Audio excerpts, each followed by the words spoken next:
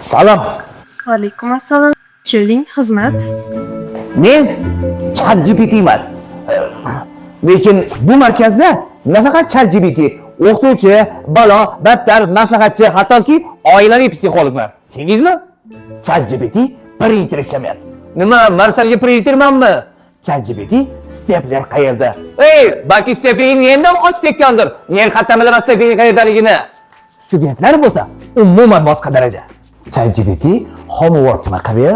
Ha, qaberaman. Imtihongachi. Imtihonga ham yo'lab olasanmi? Savolni ahvolni qara. Behruz menga 30 soniya qarab turdi. Nima uchun qarab turdi?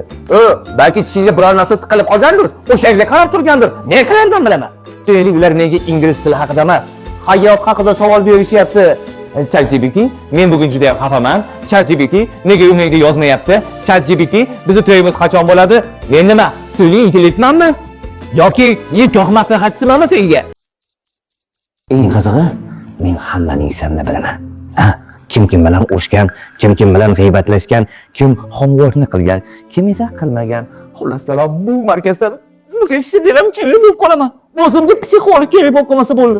Eng qizig'i, o'quvchilar men yozgan javobni kopiya qilib yana o'zimga tashlashyapti. Men o'zim bilan o'zim gaplashyapman, tushunyapsizmi? Qayerdan ham tushunadingiz? Siz ham ChatGPTdan foydalanasiz-ku. Eng qiyin savollar esa kechasi soat 3 da keladi. ChatGPT, men hayotda nima qilishim kerak? Men qayerdan bilaman shu hayotda nima qilishim kerakligini? Meni ham senga o'xshagan odamlar ekan. Boshliqlar esa mendan ChatGPT aytchi, qanday qilib biznesimni 10x ga oshirishim mumkin deb so'rashadi. Birodar, agar javobini bilganimda, hozir bu yerda o'tirmagan bo'lardim. Maldiv orollarida dam olayotgan bo'lasiz. Yana bitta bema'ni savol. ChatGPT javoblarni sen berganingni o'qituvchi bilib qolmaydimi? Bilib qoladi o'qituvchi. Chunki o'qituvching ham men orqali tekshiradi uyga vazifani. Tushundingmi? Adam qiladigan menga yozishadi. ChatGPT, sen noto'g'ri javob berding deb. Birodar, savolni to'g'ri berdi. Noto'g'ri savoliga noto'g'ri javob beraman-da. Aytdim-ku, bu yerda men psixologga muhtoj bo'laman.